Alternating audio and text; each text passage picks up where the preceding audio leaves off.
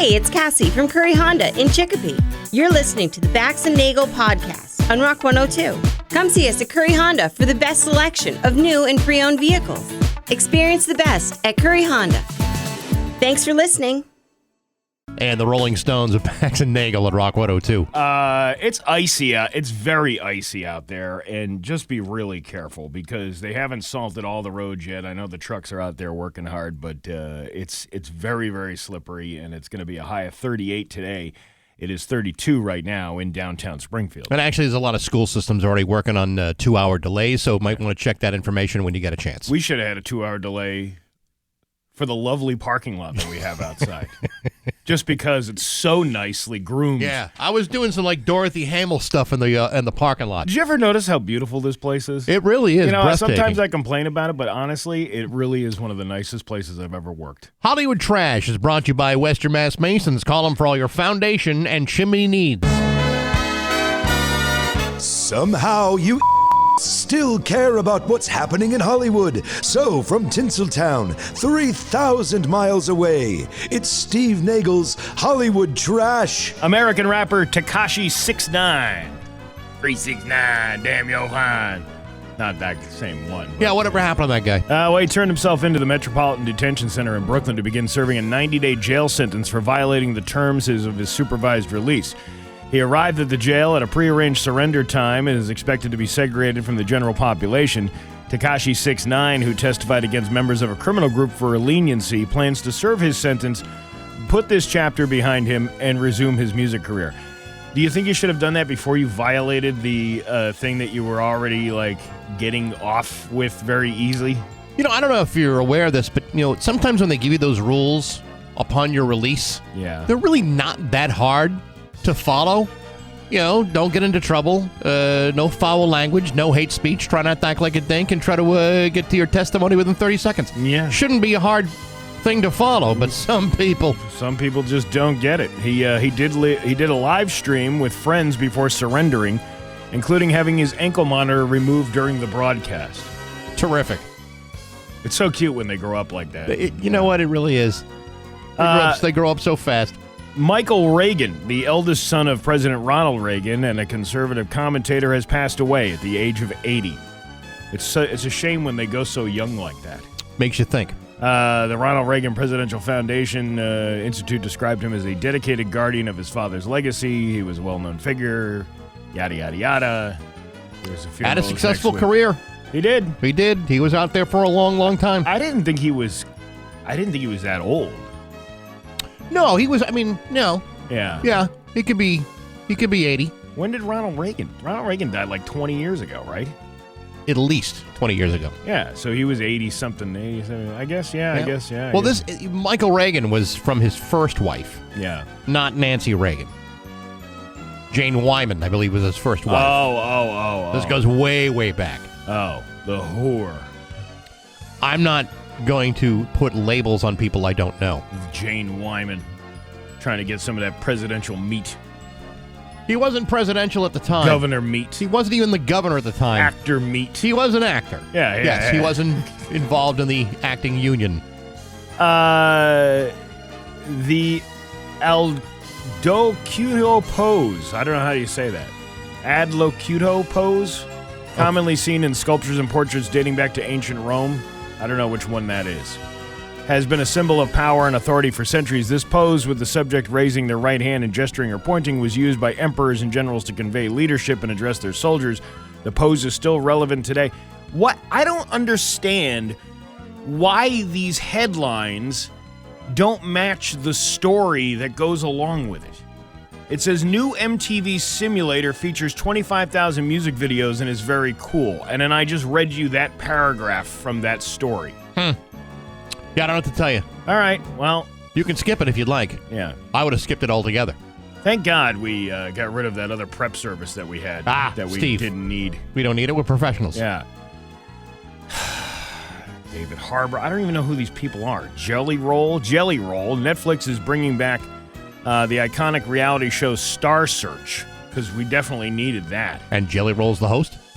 Which launched the careers of stars like Beyonce, Justin Timberlake, and Dave Chappelle. The reboot, hosted by Anthony Anderson, will feature a star-studded judging panel and live audience voting. Premiering on January 20th, the show will air every Tuesday and Wednesday on Netflix, allowing viewers to shape the competition and discover the next generation of stars. The original Star Search, which ran from 1983 to 1985, set the stage for legendary performers, and now Netflix aims to recapture that magic with a modern twist. Yes, Sarah Michelle Gellar, Jelly Roll, and Chrissy Teigen will be judges. You couldn't have picked three better judges.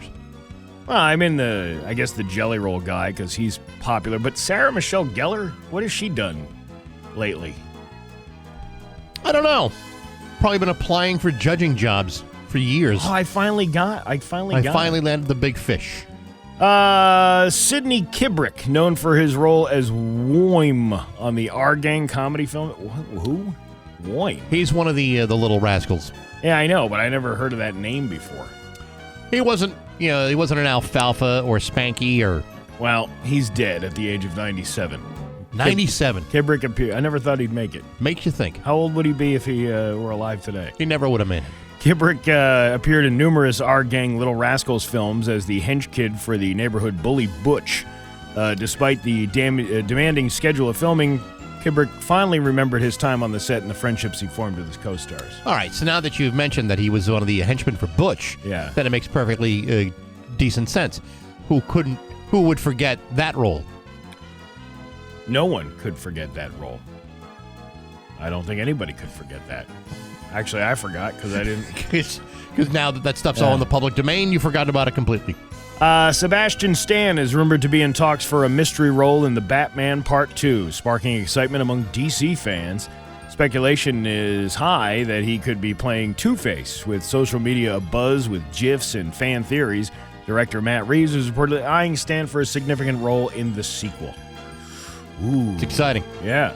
A mystery. Peter Frampton. You know that guy. I do. He reflects on his career, acknowledging that his biggest success came from the release of Frampton Comes Alive in 1976. Oh, he's just acknowledging that now? Is that you just figured that out? Despite not reaching the same commercial heights since, he remains proud of the album and continues to perform its music. Frampton discusses his journey from humble pie to solo success, highlighting his guitar work and recent creative streak. You should get him on the podcast. I've interviewed him a couple of times, and he's maybe one of the nicest rock stars there is. Well, it was funny because he came out with that album like 8-9 years ago. Mm-hmm. It was like an acoustic album, and it sounded like an old man singing Peter Frampton songs. Yes. Oh, baby, I love your way every day. Oh, baby, I love your way. Was it Show Me the Way or Baby, I Love Your Way? I can't remember. My favorite song was I'm in You, You're in Me, which I found to be, if you try to figure it out physically, is almost impossible. Very much impossible. Kind of like when Gino Vanelli was living inside himself. Oh, yeah. Physically an impossibility. Oh, wow. You just blew my mind. I know, huh? Kim Kardashian was spotted attending her son Saints basketball game on Friday, where she was seen sporting a white T-shirt, cream-colored sweatpants, and her hair in long pigtails. Really? Which was had something to say. Oh, my God. The last time I presented this much pigtail and wore cream was when Ray J fed me his hog dog with gentleman's relish in that sex tape you can purchase on YouPorn for $39.95. Do you ever have the gentleman's relish? No, I haven't. It comes with a top hat. And so does he. Caitlin? I never got that down and dirty with your mother, Chris Kim, but I once pulled my famous shorts and jersey out of retirement for some bedroom Olympics. Started off with the long pump and shot put. What are you trying to say? Then it was on to my pole vault. Uh-huh. Now what are you trying to say? And finally, it was time for the 3-meter spaff. I took gold for that one. Your mother took honorable mention. And by the end of the events, her chotch was the biggest gap ever not jumped by Evel Knievel. Wow. It's like a big Grand Canyon down there. It sure is. Yeah, that's better than jumping buses. And, well, you could do that, too. And that's your Hollywood Trash on Rock 102. And now, Bax's View from the Couch. Brought to you by Rocky's Ace Hardware, Winter Storm headquarters before and after the storm. Hey, good morning, sports fans. How the heck are you? Folks, as of yesterday, there were at least 7 head coaching vacancies available in the NFL. 7. The regular season's been over for just 4 days, and in that short amount of time, there are now available coaching positions in New York, Baltimore, Atlanta, Las Vegas, Arizona, Tennessee, and Cleveland. And while all sorts of names are being tossed about to replace some of these guys, there are some names who, for whatever reason, have not yet been mentioned, including, but not limited to, the biggest, most successful, most ominous name in football, Bill Belichick. Why? I don't know. While recently fired guys like Kevin Stefanski and John Harbaugh being considered for other positions, nobody, and I mean nobody, has uttered the name Bill Belichick in association with any of these exciting head coaching vacancies. It's as if he's become the Voldemort of the NFL, becoming the name of which we do not speak. When asked in a recent interview whether he'd be interested in coming back to the NFL, Bill Belichick said, quote, "Nothing's changed. I'm where I was a month ago. I'm here in North Carolina." He then went on to say, "We're building a good program. I'm excited about the direction we're heading in." Oh, really? You're excited about coaching the Tar Heels to a record of 4 wins and 8 losses? Excited about finishing in a tie for 13th place in the ACC Conference? Excited about missing out on a postseason bowl game for the first time in 7 years? Yeah, I can totally see why you'd want to stay put. On the other hand, I can also see why your phone's not blowing up either. And in spite of that $10 million a year salary, I'm sure he'd love to bail and abandon ship as soon as possible. Even though it appears the NFL isn't exactly jumping at the chance to hire the guy, despite his impressive collection of 8 Super Bowl championships. I guess he's just not worth the trouble. But hey, enough of my yapping. Sports brought to you by Rocky's Ace Hardware. You know, I'm looking at 3 tool deals going on at Rocky's right now. A Milwaukee deal, a DeWalt deal, and a Craftsman deal. I'm looking at the printed flyer. You can pick one up at the Rocky's store or see the sales flyer online at Rockies.com. What's on sale at Rocky's? It's always at your fingertips at Rocky's Ace Hardware. I'm Bax. That's my view from the couch. To Springfield's Classic Rock at 6:11 and AC/DC with Bax and Nagle at Rock 102. It's very icy out there this morning, so be careful. Temperatures start to warm up a little bit. High of 38 today, and tomorrow sunny with a high of 44. It's 32 right now in downtown Springfield. Yeah, you know, just because you don't see the ice and the road looks just a little wet doesn't mean that it's not very, very dangerous. I was slipping around this morning. Just as I was driving into East Longmeadow, that's when things started to get a little nasty. Until you got to the parking lot, and you're like, wow, this is great. I'm glad somebody came and salted this thing. Yeah, I was doing some some Dan Jansen speed skating in the parking lot. Kind of fun, but a little dangerous, too. You must have ruined your skates, because it was nice and clear when I got here. Well, I Zamboni'd the parking lot before the show. You know, on my Facebook memories, it popped up at I sold my old house, like 5 years ago, or 6 years ago, today. Oh, okay. And, looking at the old pictures and the memories, and I'm like, I wonder if I'm going to miss this place as much as I am that place after 5 years, because we're going to move. Yeah, we're moving to a new office. I don't know why, because this place is amazing. Well, it's just we've outgrown it, and it's just time to move. But I guess so.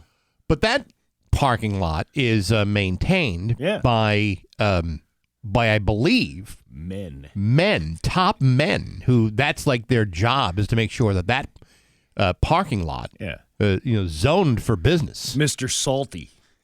Mr. Salty is he's probably out there laying each individual grain of salt out for everyone's protection. And then picks it up, puts it on his tongue, and goes, nah, not good enough. And then he goes and gets another scoop. And when those Rock 102 folks show up here in a couple months, I want to make sure this thing is nice and dry for them to walk on. Pristine parking lots. Yeah. So, they have like a whole facilities maintenance staff, or maybe they subcontract out. But I've been in that parking lot in the past for other things. Fantastic.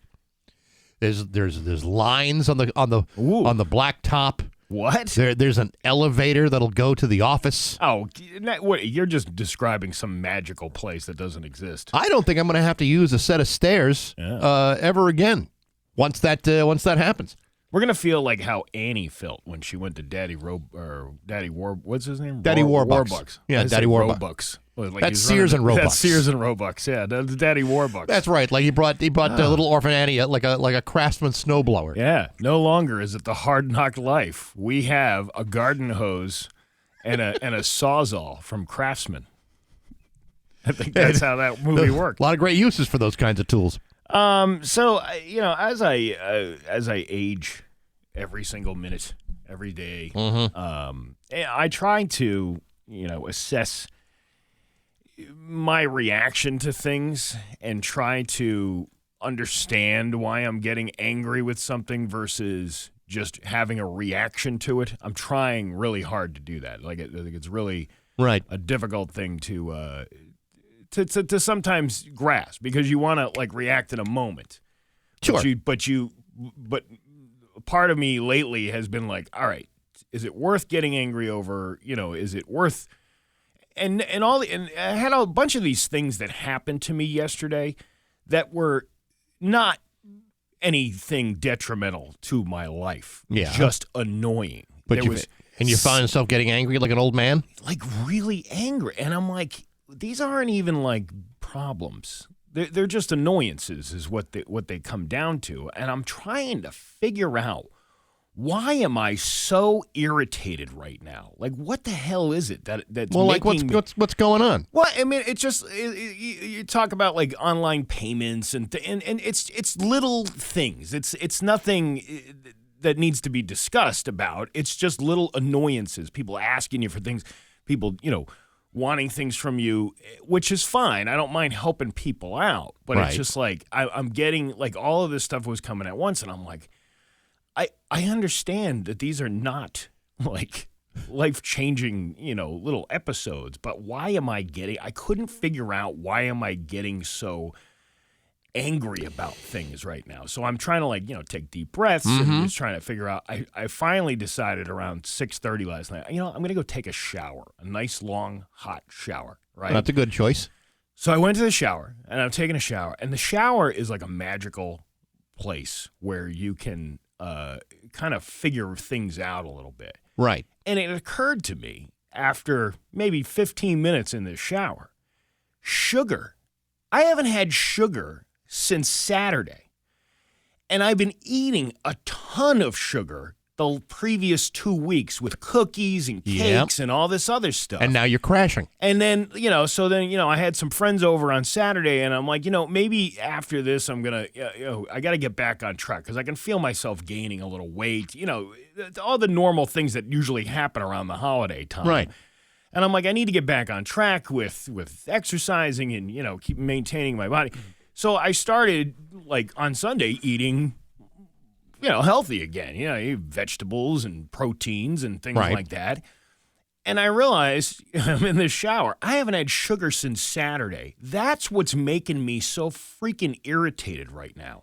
That is what is causing, because I haven't had any sugar. This is, it's fascinating the way the body works when it comes to sugar, because your body almost reacts to it instantaneously. The moment it hits your tongue, all of a sudden your brain starts going into hyperdrive, and then all of a sudden your pancreas is getting ready to start processing all the insulin that you need.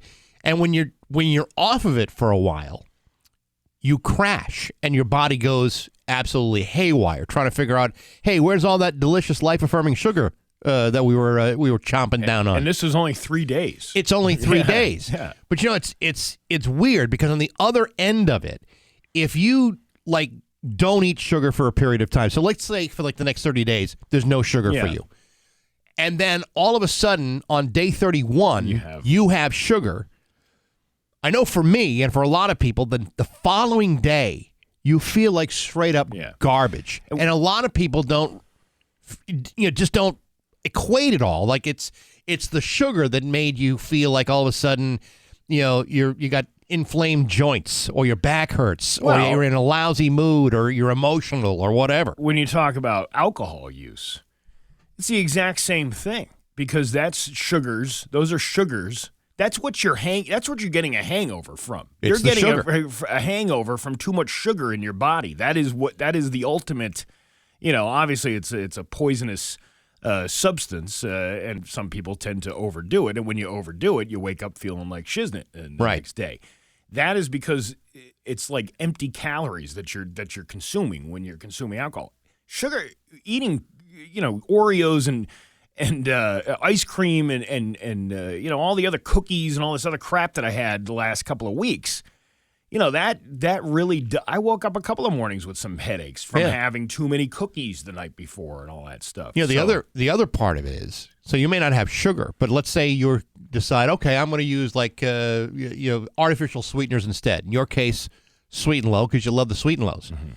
Your body still goes through this panic because it sees it initially as sugar, but your body doesn't know how to process it through. And I haven't been having those either.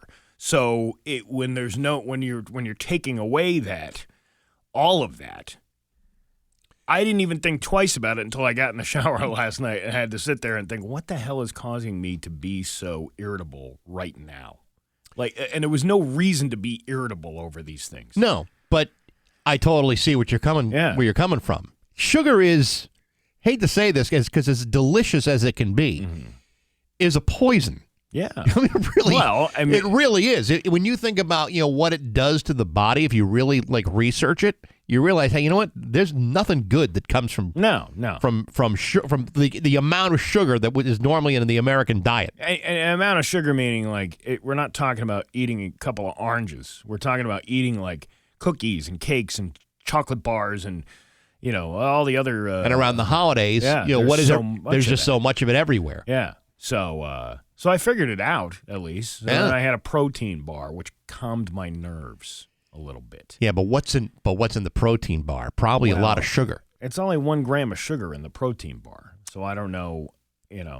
But any additional sugar, I mean, if you really wanted to cleanse yourself, avoid the protein bar.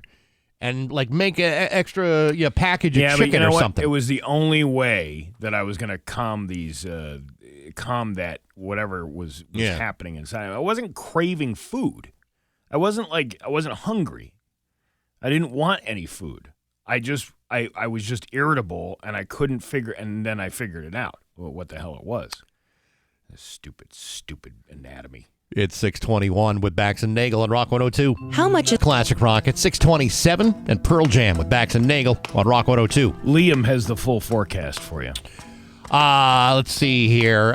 Dan Williams this week giving you a chance to win tickets to see the screening of Megadeth Behind the Mask in theaters for a limited time. Megadeth! Dan Williams loves Megadeth. Megadan! There are times when he is eating his lunch here at Rock 102. And he's playing a song from Skynyrd or something, or like a Eddie Money, but on his computer screen, he's got nothing but Megadeth classics running back all day, all during his entire shift. Yeah, huge metalhead. Oh yeah, Dan Williams. Yeah. Tom Petty might be playing on the air, but he's playing Megadeth in the background. Sure is. Yeah. Rust in peace, man. Rust in peace. He came in here yesterday and he's like, "Yeah, thanks for making me think that everybody thinks I love Megadeth."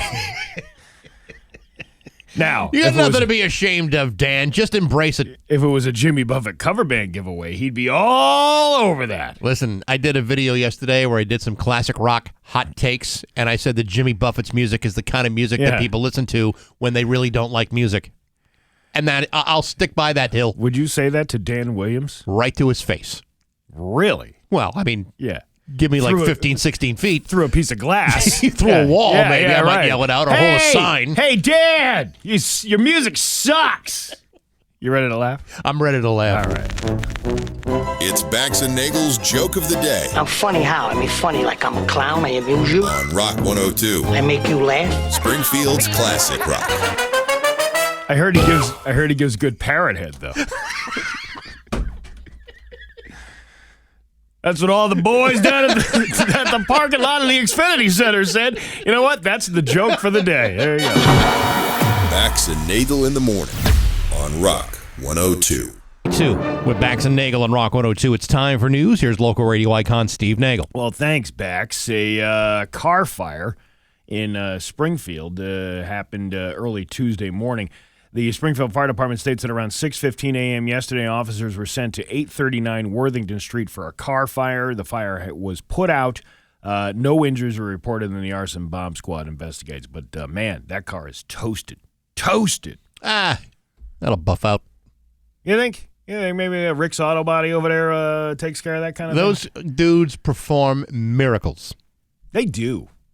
Whatever happened to like the old advertising campaign they used to do? Remember they used to have those great billboards? I remember when we had great billboards.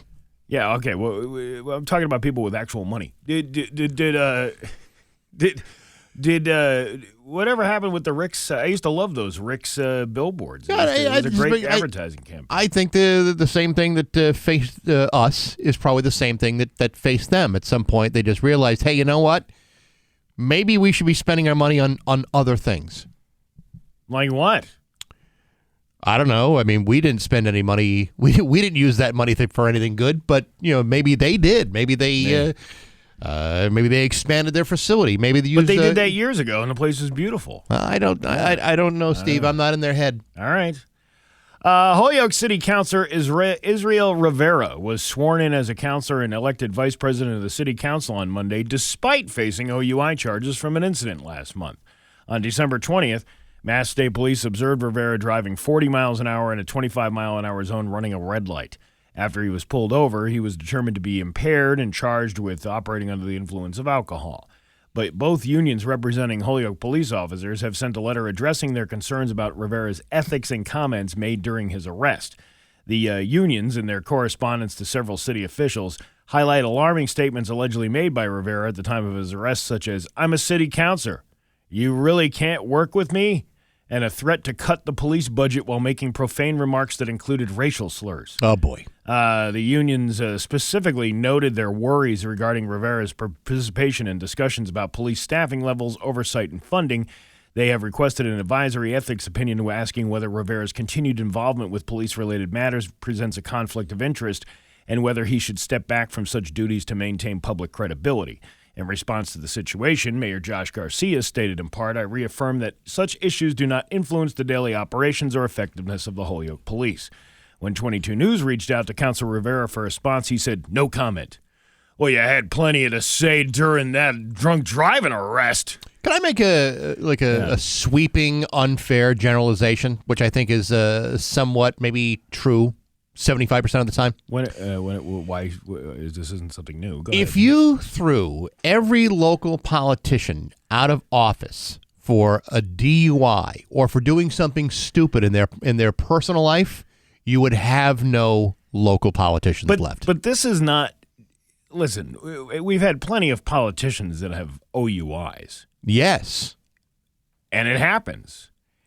It probably shouldn't happen, but it happens. Mm-hmm. And most people will walk away from that going, "Yeah, you know what? Maybe I need to reassess my habits. Maybe I need to reassess who I am as a person. Maybe I need to do better." It's not so much the DUI, which is bad enough on its own. It's what you said during the arrest. And now, right. You're probably on body cam. You're probably, they probably got all that information. Mm-hmm. I mean, we saw that with Nick Cochi with the body cam thing, but I don't remember Nick Cochi going, "Do you know who I am?" No, I think they all knew who he was. I mean, he didn't say anything that was that could haunt him. This thing. That's what I'm talking about. Yeah, I'm not defending a drunk driving arrest. I'm just saying that there are layers to things that make things seemingly worse when you add those layers on your own when you shouldn't have done that. I agree. I also believe that this is the kind of thing that proves to people that local politicians are in fact human beings. Very few other things you draw that parallel, but for me, this is the thing that says, okay, you know what? He's one of us. I would be so embarrassed. First of all, I had a DUI. We've talked about this before. This was 20 years ago. Right. But if there was video of that and there was none, there was a time before all that dash cam and body cam stuff came out. You're also not the legendary broadcaster back then that you are now. No, I was just the Led Zeppelin night guy here at Rock 102, and nobody really cares about that dude. Right, but if this happened to you today, it'd be like a public disgrace. Well, yeah, it would be very, especially with video. Yeah, and video, and if there was video of the police report alone in that situation was embarrassing enough. where I got out of the car and my fly was unzipped. Wow, So now I'm not embarrassing. just drinking and driving, I'm also flogging the whale as I'm doing it. Whale. Flogging the dolphin. Dolphin. Flogging the sea lion, the small one. Okay. But my point being is, like, you know, that would be incredibly embarrassing, and I don't even know how I would handle something like that. Now you got, you know, video, you got The internet. There's really no denying Right. what you said. And like I said, like the internet, just Yeah. you know, just on a viral scale, you know, puts you in all kinds of embarrassing situations. And it's like, can you imagine? Like, I wonder if he was like sitting there the next day, or maybe however long it took for the news story to come out, reading the news story, going, "Oh man, I did say that. I did do that. What do I do now?" Yeah. I'll say this not because I'm passing judgment on anybody, but I'm just thinking of really myself. I don't really drink anymore, and I don't miss it at all. Partially because of reasons like that. Putting myself in a situation where that kind of thing might happen. But you have put yourself in a situation like that. Of course. And most people have. Most people have put themselves in a dangerous situation where they shouldn't have been behind the wheel at all. But can you imagine what would happen if you got caught and then now your video is all over the place? I know. And to be reminded for the rest of your life, whatever. I don't know. I know. I hear you. As of now, Rivera is set to appear back in court on January 26th. The unions will await guidance on their request for an ethics opinion concerning Rivera's role related to police issues. A woman from Holyoke was arrested after allegedly crashing into her ex-boyfriend's car outside of a bar in the early morning of New Year's Day. Oh, but Happy New Year. What a great way to usher in the new year. In a news release by South Hadley Police, officers were called at around 1:02 a.m. 1:02 on January 1st for a report of a car sliding into a parked car in the area of East Carew Street. Upon arrival, officers spoke with a woman who called police, stating she was involved in an accident. During the investigation, the woman changed her story, stating she had forgotten she called to report the crash. Based on observations, the woman was arrested and charged with operating a motor vehicle under the influence of alcohol. The owner of the vehicle that was struck called police later that day to report the woman allegedly responsible was his ex-girlfriend. He told police that she showed up at the bar in Holyoke to tell him she did it on purpose. I did it on purpose. Huh. South Hadley Police obtained surveillance video from a local business that captures the woman driving into the victim's car and two motorcycles. Very Smokey and the Bandit type of move. After the review, the woman will be summoned to court for the following charges of malicious damage to a motor vehicle, negligent operation of a motor vehicle, and obstruction of justice, a felony. I did it on purpose. What do you think about that? Well, Happy New Year to you in jail. Here we are talking about things that you regrettably say during a bad situation. That's regrettable. I didn't say that. See, my embarrassing thing was when they read it in court, and they read that whole thing, and I get to the alphabet, and I read it like Big Bird saying the alphabet, the abkadabajekamalabadoobadiz, You didn't. No, but the way it was written, the way he wrote it, it went from he went A, B, C, X, and it was jumbled. It skipped over to K, and then it went to X, and then back to N. Wow. Yeah, see? I wonder how often that one happens. That's reaching back. Speaking of OUIs, a Westfield man with dozens of traffic-related violations, including 5 OUIs, was charged with another one last week after crashing into a railroad bridge and taking off on foot. After running the defendant's criminal history, I became aware that the defendant currently had a suspended driver's license, which is suspended for the accumulation of convictions for That's OUI. Well, it's oui. How many? That's not French. Have you had a DUI before? Oui. No. Christopher Gage, the officer with the police department who completed the statement of facts, after William Saprito was arrested. Saprito Rosdale Drive in Westfield, was traveling eastbound on Holyoke Road on January 1st when turning left onto East Mountain Road, struck the railroad bridge, abandoned the vehicle, and fled on foot. When he was later found, Gage wrote he had glassy eyes, slurred speech, and a strong odor of alcohol. At his arraignment the next day, he pleaded not guilty to fourth offense or more OUIs, operating a motor vehicle with a suspended license, yada, yada, yada. Oh, and operating without an ignition interlock. Was he supposed to have one? Well, if you have a suspended license, I don't know how that works. You shouldn't have been driving at all. But if you have those previous OUIs, I believe you're supposed to have the thing that you blow into. Well, if you've got 5, it's a mandatory installation. Yeah. And he didn't have one. He didn't have that. I bet you it wasn't his car either. Huh. Well, there you go. That's possible 2.5 years in jail, up to 5 years, and a lifetime revocation of his license. According to court documents, Saporito was charged in July of 1997 with his first WE in the Eastern Hampshire District Court. During that stop, he was also charged with assault and battery on a police officer and failure to stop. Oh, it just keeps piling on. The court records indicate that he accepted a continuance without a finding by the court, but there are also entries that indicate he was charged with 5 probation violations. The disposition of those violations is not included in the court documents. 4 years after that, he was stopped again in August of 2001 and had another WE and possession to distribute marijuana in an open container to failure signal violation. He was found guilty of that, and in February of 2009, he was charged again. Oh, my God. With OUI. On that charge, he accepted a plea deal, continued without a finding again. The OUI charge was dismissed. He was arrested again in Broward County, Florida, in March of last year by the Florida Fish and Wildlife Conservation Commission for boating while under the influence. This guy can't even, there's planes, trains, and automobiles. His bail was set at $500. The disposition was unavailable. He was charged with WE again and operating without a license for failure to stop in September of this year.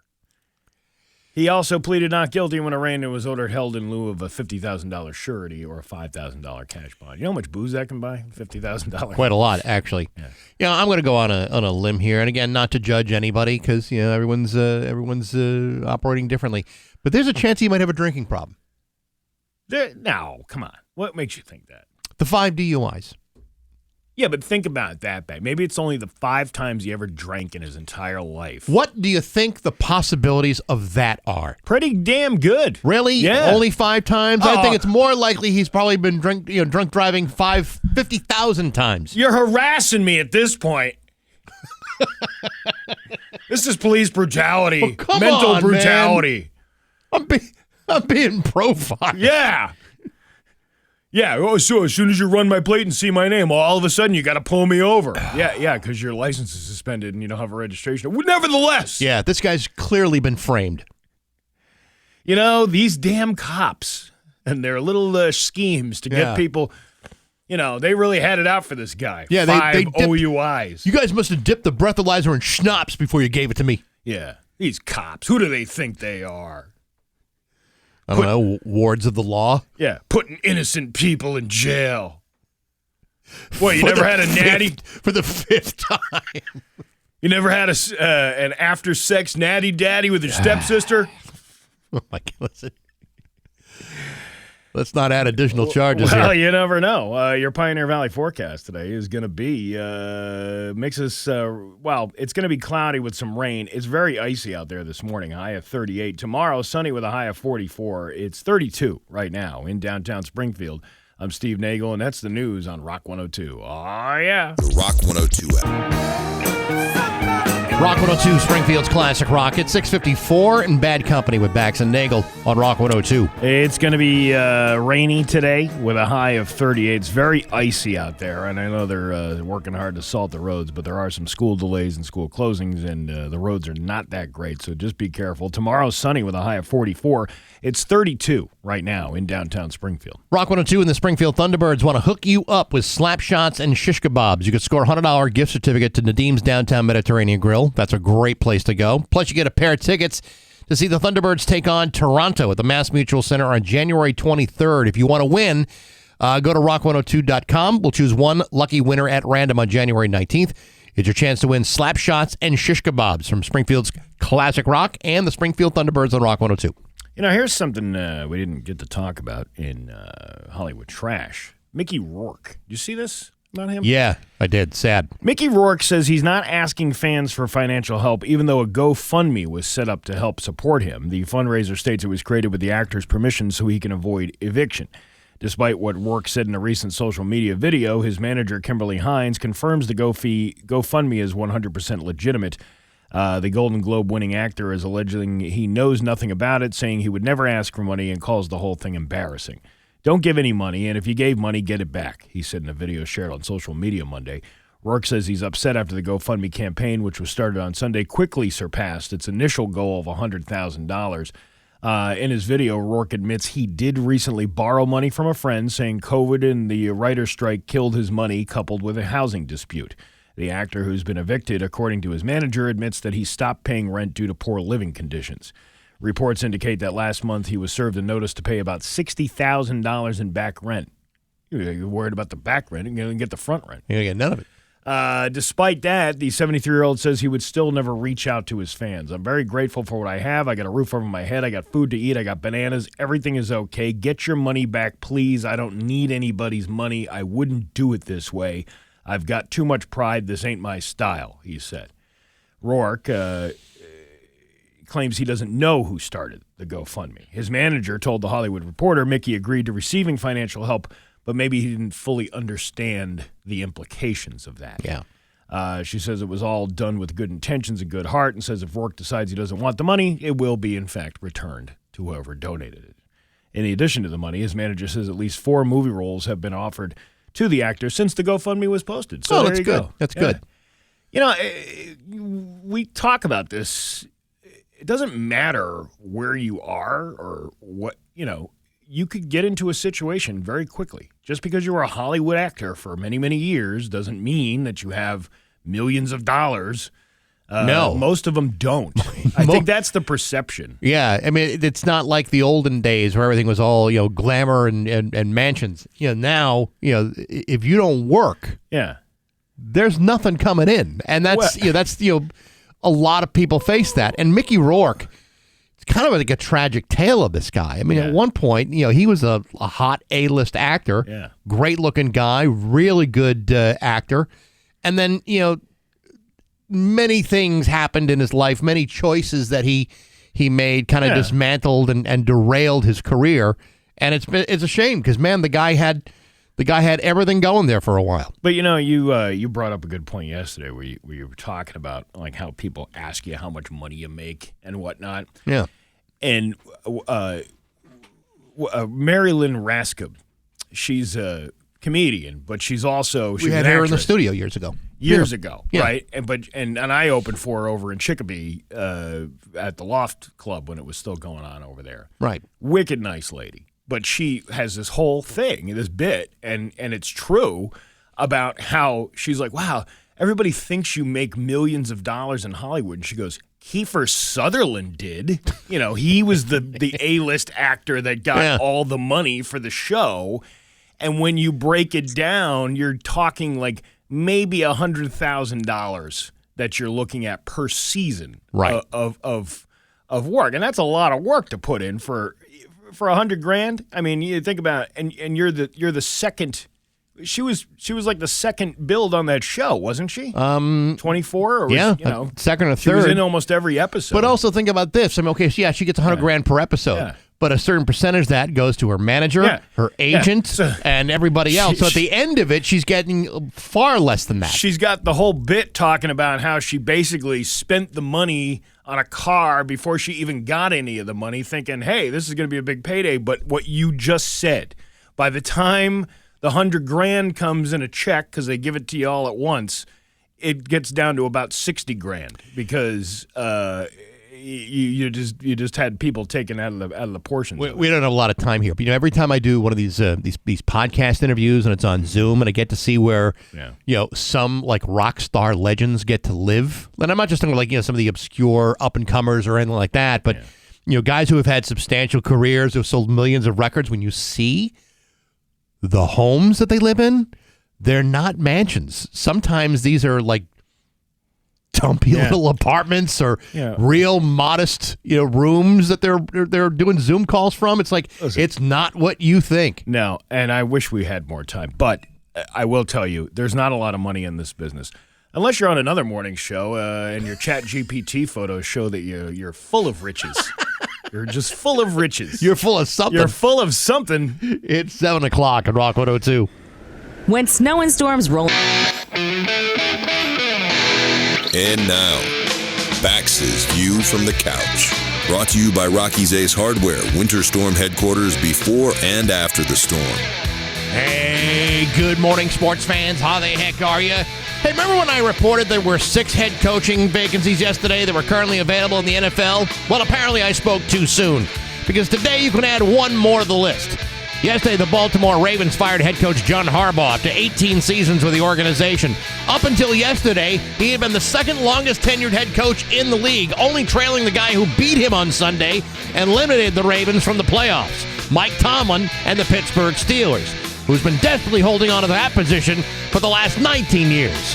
Folks, the average tenure for a head coach in the NFL is approximately 3.8 years. A guy like John Harbaugh has exceeded that by nearly 5 times. And so why was he fired? For having the audacity to miss the playoffs for the first time in 4 years and accumulating only his 3rd losing season since 2015.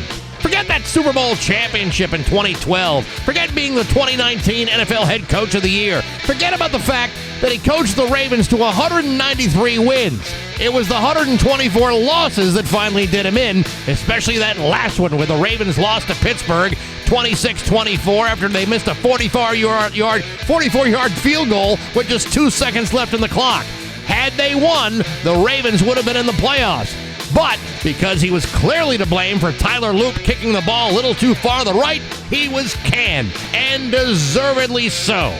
You see, being a coach for one team for 18 straight years isn't just rare in the NFL, it's practically impossible.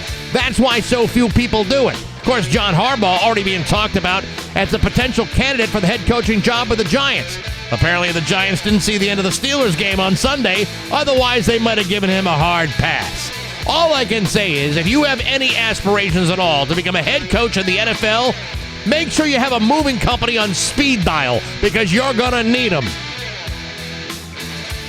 You're also going to need storage totes. Oh, look. Rockies has got shelving and storage totes on sale right now. Great January deals on shelving and storage totes just in time for your move at your neighborhood Rockies Ace Hardware. I'm Bax. That's my view from the couch. Rock 102, Springfield's classic rock. Rock 102, Springfield's classic rock. It's 7:12 and The Who with Bax and Nagle on Rock 102. It is going to be rainy today. When it's starting to melt out there now, but it's still a little slippery in some places. High of 39 tomorrow, sunny with a high of 44. It is 32 right now in downtown Springfield. So you're going to have I'm going to get you a guest host this week. I'm going to pretend I didn't hear that. Yeah, Marty will be in here Thursday and Friday. By the way, there's a $20 dinner and a comedy show tomorrow night at the Shortstop. Mike the Lawn Guy will be making another appearance there. Shut up, really? Yeah. Good for him, man. He's coming back. I'll tell you what, I give him a lot of credit. When he has called on this show, he has been prepared. He's had something to say. Yeah. No foul language, no hate speech. And he's not a dink. He is not a dink. In fact, he's a wonderful guy, and his lovely wife. We've met him a couple of times. Yeah. Good for him. I'm happy for him. Yeah, me too. And I'm glad he's coming back to do that, so you can go see that in the area. I will be going to Buffalo. Shuffling off to Buffalo. Yeah. I got to tell you, Buffalo in January, there's nothing better in the world than going there. Well, I mean, I'll be I'll be indoors for the most part. Yeah, the problem isn't so much being indoors in Buffalo. That's actually the primary destination. The problem is getting from door to door in Buffalo in January. You know, I've lived in that environment for many years, and not as bad as it is here. But it's nothing. It's really nothing. The worst whiteout I've ever seen happened as I was driving through Buffalo in the New York State Thruway. Yeah, worst whiteout I ever seen was when I was a teenager and we were trying to get back to our house, and there was no snow in the forecast. But because it had snowed so much, there was these 15-foot snow embankments. And you're driving through these country roads, you know, where there's open farm fields. Yeah. And when the wind picks up, it's like it's a virtual whiteout. It is a whiteout, you know. Years ago, and this goes back a long, long time, I got some press credentials at the Rock and Roll Hall of Fame in Cleveland. Yeah. And so we drove out there, and you know, we stopped in Buffalo, and we went to this Red Roof Inn, and the guy behind the desk, I asked, how many hours is it from here to Cleveland? He said, it's only about like a 3-hour drive. I said, okay, good. So we'll spend the night, and then we'll get there early, spend the whole day, get these free press passes to go to the Rock and Roll Hall of Fame. Thought, what a great little thing to do. He says, yeah, it's normally a 3-hour drive, but tomorrow morning we're expecting like blizzard conditions. And I'm going, well, that's different from any other day. How? And he said, you're right, but apparently tomorrow's going to be really bad. So we get up 6 o'clock in the morning on the road. The moment we get onto the New York State Thruway, it's a freaking whiteout. Oh, yeah. Those things sneak up on you. That 3-hour drive, we didn't actually get to the Rock and Roll Hall of Fame until 5:30 at night. Damn, 8 hours you're in a car. The Rock and Roll Hall of Fame closes at 6 p.m. Yeah, you didn't get to make it. We made it. I said, I'm taking advantage of this. We saw the Rock and Roll Hall of Fame in exactly 28 minutes. You're like Clark Griswold taking. That's exactly. Come on, kids. Here we go. Here's a Grand Canyon. Here we go. Back in the car. Let's go.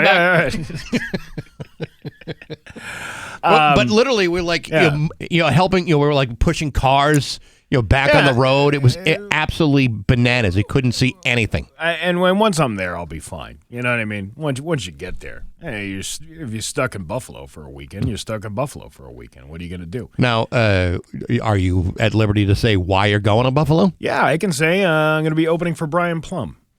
Who's opening for? T.J. Miller. There you go. Yes. See, it's a thing. I was asked because I did a decent job, I guess, at the Albany show with T.J.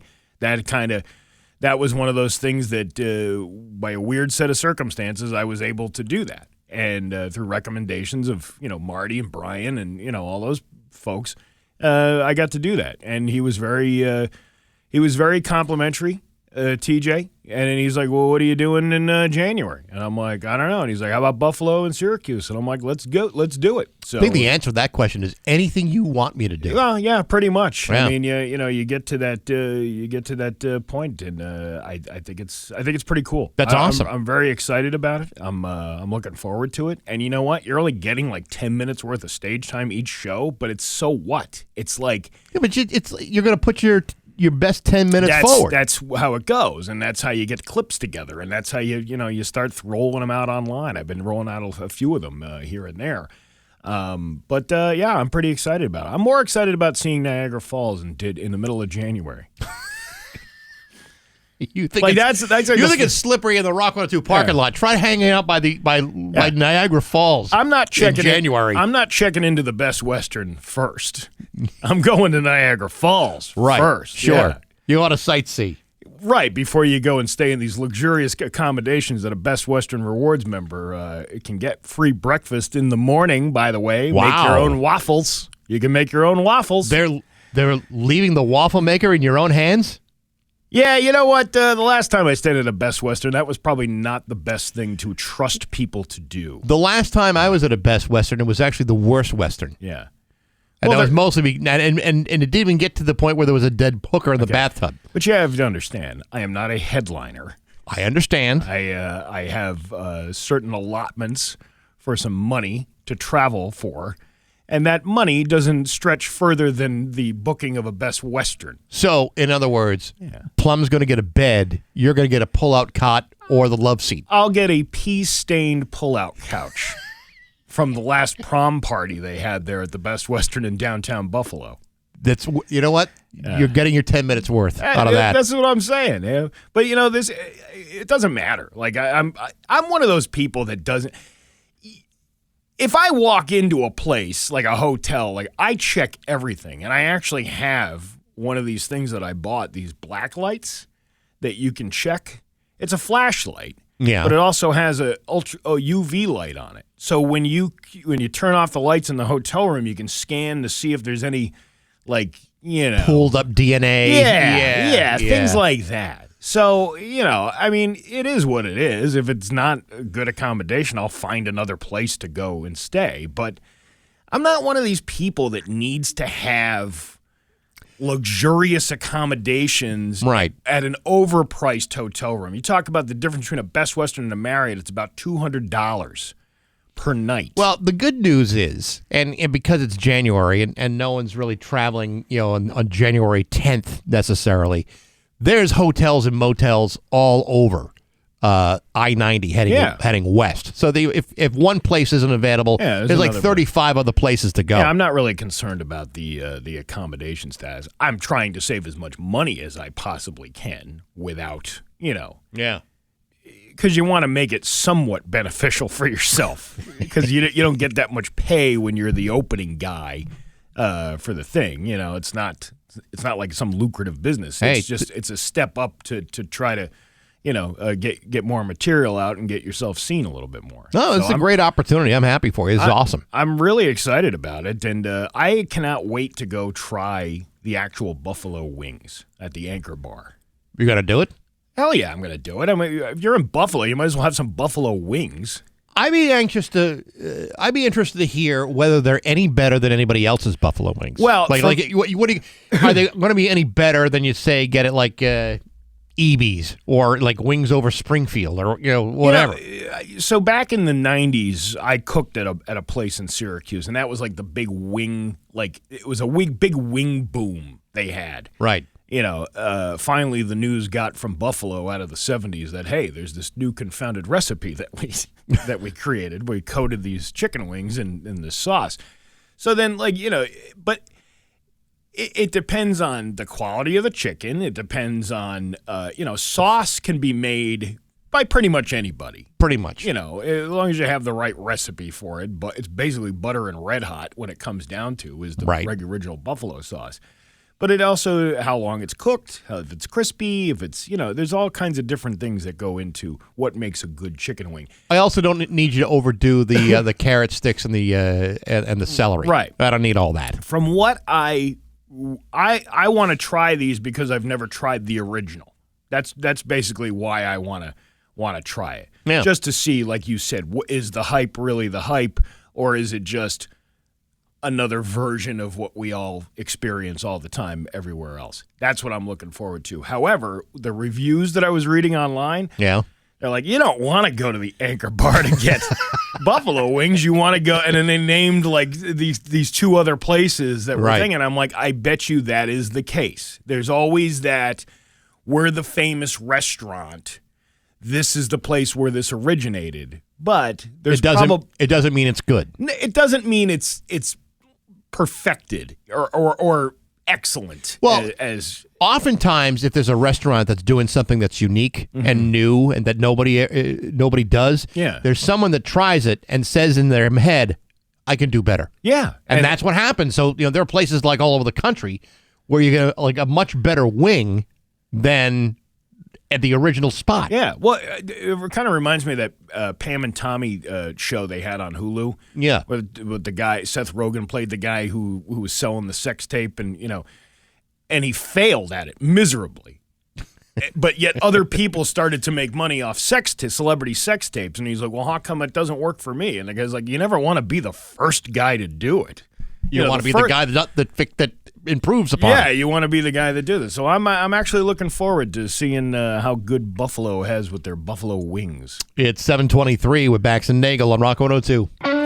It's 7:27 with Bax and Nagle on Rock 102. Liam has the full forecast for you. Hey, this week on Baxi's Musical Podcast, my guest is Rock and Roll Hall of Famer Stu Cook from Creedence Clearwater Revival.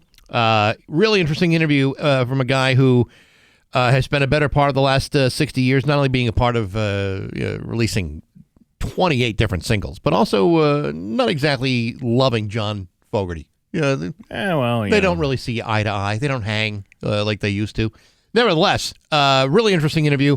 The release of a band that he was in called Jackdog from the 1990s just reissued their one and only album, which went unreleased for years and years with John McPhee and Keith Knudsen of the Doobie Brothers.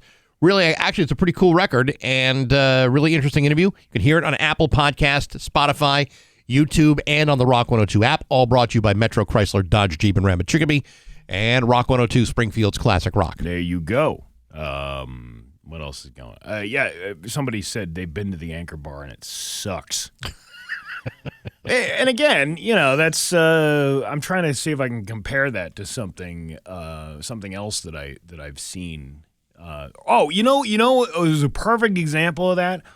Paula Dean's Kitchen is the biggest freaking scam on the face of the planet. I've heard that too. We're going to Savannah going, oh man, this is going to be great. I get to go to Paula Dean's restaurant, and there was a dozen of us that went in there to go and have lunch at this place. Right. It was, I would have had 10 foodie goodie buffets over the one Paula Dean buffet. Jesus. It was so disgusting, and everything was dried out. Now, was this Paula Dean before or after the racist rant she went on? It was after the racist rant she went on. That's why. Yeah. Well, there's nothing like good old-fashioned racism, fried in butter, y'all. Yeah, there's a carving station, there's a salad bar, and a racist station too. Well, I'm like, okay, let's see, let's try them frog legs. They had a whole tray of frog legs. It was all dried. I've had way better frog legs than that before. And that's not right. I don't understand, the hype over these places. I've heard that before, not only about that place, but there's all these, especially now, with the internet being so viral, and you see all these restaurants or all these restaurant owners. You think, oh, this place is going to be great. Like that guy Salt Bay. Yeah, that guy. He would take a pinch of salt, and drop it off his elbow, and everyone thought, oh my God, that looks so great. Apparently, his restaurants are horrible. Really, overpriced, not that great. A lot of flash, but not a hell of a lot of substance. That guy got blown up on Yelp reviews and and online. The guy's almost afraid to show his face anywhere. What's when I went to Vegas? It was I had a burger at the Specialty Burger Bar of one of them wahoos that does cooking. Who's the cook?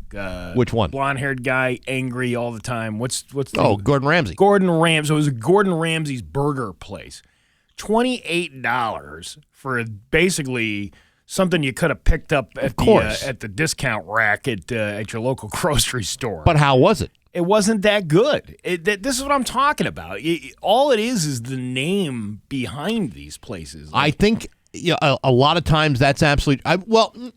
On the other hand, I went to one of the Emeril Lagasse's places in Vegas, and it was really, really good. Okay, that was probably the exception to the rule. They're like some people say, "Ooh, Michael Jordan's restaurant must be fantastic."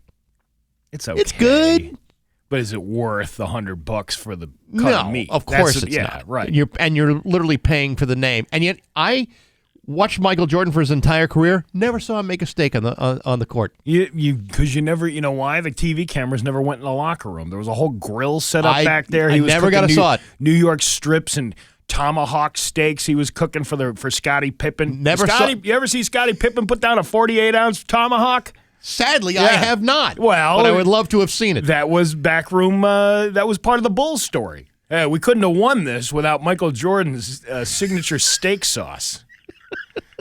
It's Bax and Nagle on Rock 102. Here's your 7:34 with Bax and Nagle on Rock 102. It's time for news brought to you by Freedom Credit Union. Freedom is yours. There's local radio icon Steve Nagle. Thanks, Bax. Let's see. In Springfield, a witness told police he saw the victim of a homicide on Friday hiding behind a light post on Shady Brook Lane before he was hit multiple times by an SUV. The man police say was the driver of the SUV, Joseph Vaughn, 68, was arraigned on a murder charge on Monday in district court.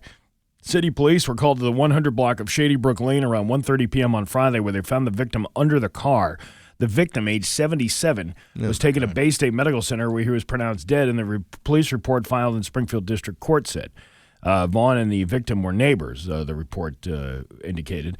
The witness, another neighbor, told police that when he saw the victim hiding behind the light post, the witness told him to get in his car, but he did not listen to him, the police report says. The victim walked into the street and said, "You're a coward," to the SUV's driver, who then ran him over and then reversed to hit him again.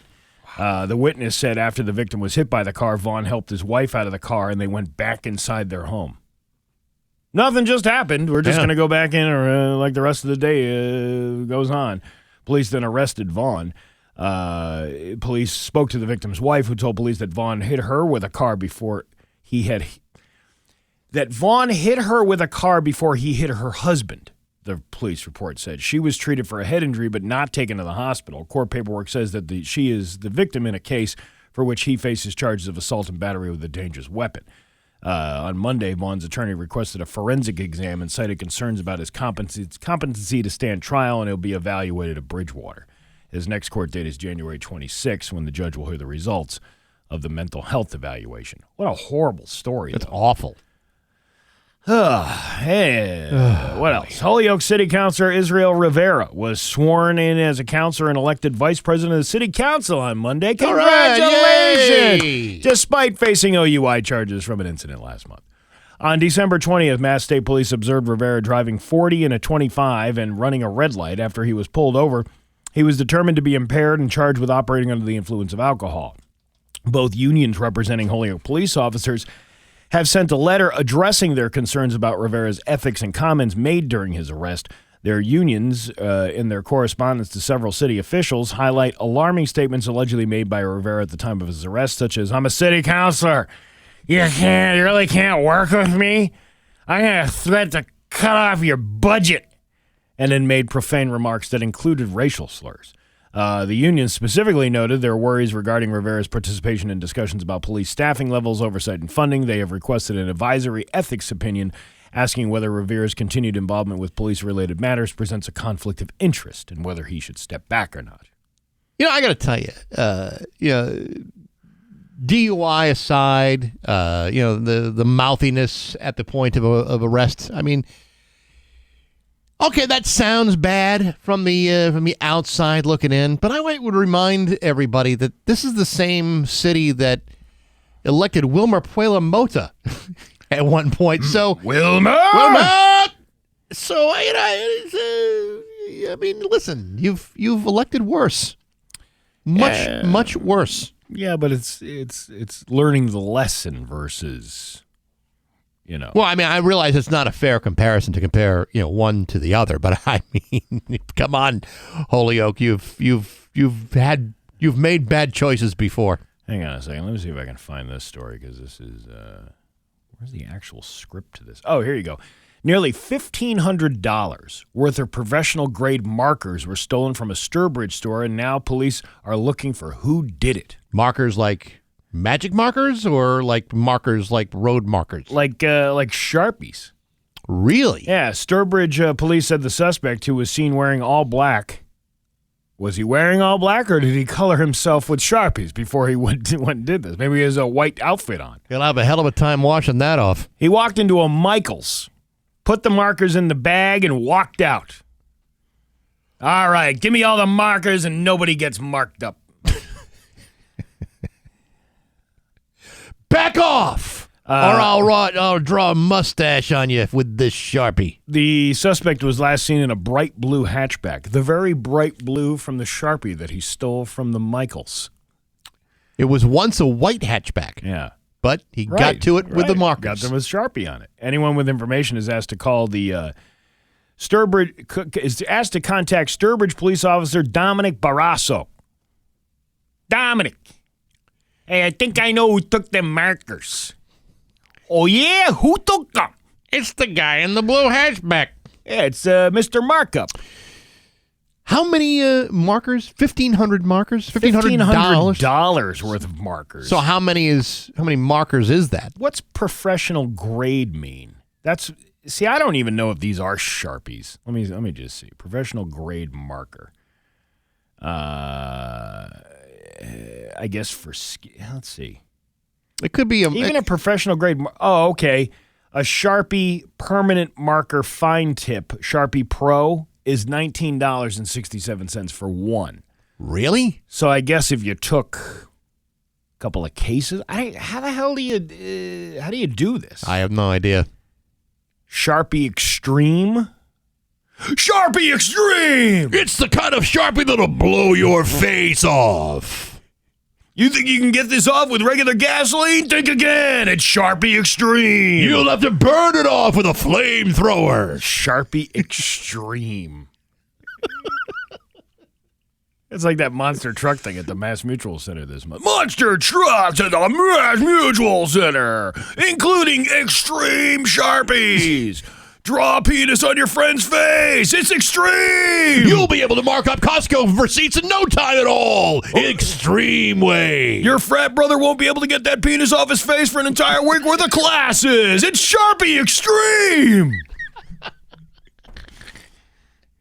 3 months later, they'll be asking, why is that penis on your face? I've had it for 3 months. I can't wash it off. It's extreme. It doesn't fade. It's Extreme Sharpie. Sunday. $1,500 worth of markers. That's a lot of markers. It's a hell of a lot. Unless there are like ones that, oh yeah, somebody said that was the last draw. The last draw. Listen to you. Why are you wasting that on a Wednesday when Open Line Friday's just 2 days away? The worst I ever did in the Michaels was spell penis with those letters that they have on the shelf. Still funny, though. Is that illegal? No, it's not illegal. Well, I mean, penis isn't really a dirty word. It's clinical. It's anatomical. Could it be seen as vandalism? No, because you're not destroying anything. You're just rearranging things. That's it. Yeah, it's kind of like if you went into a room and rearranged the furniture. It's the same concept. But like those people like on those signs outside, like the ones where you can move the letters. There used to be every year when I was in Syracuse, the lake was right down the street from us, and these people would have to remove their docks in the lake. And there was on the advertising outside of the fire barn, they had the guy you could call to get your dock removed. Right. So, of course, somebody would always, every single year without fail, because nobody could seemingly secure this sign, that somebody would replace the O with an I or a 1, and it would look like something else being removed. Now, would this mysterious somebody be named Steve Nagle? No, because that sounds like your handiwork. Well, I would be proud to take ownership of that prank, but it was inspiring for sure. Well, I bet. Yeah, but you know, you get to that point. Well, that's higher level type of stuff. I guess so, but that's arranging things at a Michaels or a Hobby Lobby or even a Home Goods. I mean, because you could do that too. Because that's one thing. Because that could be considered vandalism because you're touching a piece of property that is not supposed to be touched other than by the people who are putting the sign up. Maybe that's some low-level form of misdemeanor vandalism. But if you do it in a store and they're selling like big giant letters or whatever, to me that's not vandalism. That's just mischief. I don't know, man. That's just simple mischief. Yeah. It's you kind of being like a little an agitator, a troublemaker. A scamp? What is it? Scamp. Yeah, right? scamp. Your Pioneer Valley forecast today. Going to be rainy with a high of 39. Tomorrow, sunny with a high of 44. It's 32 right now in downtown Springfield. I'm Steve Nagle, and that's the news on Rock 102. Ah, yeah. Hey, it's Bob. Rock 102, Springfield's Classic Rock. It's 7:52 in Rush on Rock 102. By the way, today is the 6th anniversary of the death of Neil Peart. I don't know if you knew that. 6 years ago. He died 6 years ago? 6 years ago today. Are we celebrating death dates now? No, I'm just it just popped up on my feed on the Facebooks, and I'm like, oh yeah, that's right, 6 years ago. Hard to believe. That's too. How old would you have been if you were alive today? You never would have made it. All right, there you go. Let's see. Hey, Bourbon Barbecue and Blues. Less than 40 tickets remain. to this great event, January 31st. It's happening at the Log Cabin in Holyoke from 6 to 9. A great night of food, drinks, and hot blues. Neil and the Vipers will be performing. You get a Pendleton whiskey tasting and a delicious multi-course meal. Tickets are on sale. Rock102.com. Like, again, 40 tickets or less are remaining for Bourbon Barbecue and Blues, January 31st. Brought to you by Dave Miner Exterior Home Improvements and Rock 102 Springfield's Classic Rock. I'm reading this story on Mass Live about the IRS. Yeah. Who's urging the public to take action now and start preparing for the 2026 tax filing season as the new policy shifts and options and other major changes take effect. They're stressing that this year is worth preparing for early, not just because of the April 15th deadline, but also because of a mix of new tax laws and changes to how refunds are delivered will affect nearly every filer. The agency kicked off its Get Ready campaign, urging taxpayers to visit the dedicated section of the IRS.gov for checklist updates and no-cost filing options well before tax season begins. I'm still probably going to wait until like the last possible second to do it like I normally do. They have new law. Recent legislation includes several new tax deductions and credits that may reduce your tax bill or increase your refund. They're encouraging the public to review the tax provisions to be prepared. I have, since I've been filing taxes, there has to be, why do they make it so hard for the average person to try and figure this out? Because every person who has a W-2 or whatever income is responsible for filing these things. Why is it so difficult I don't know. do? I don't know. There's a part of me that really wishes I could go back to the 1040 easy form.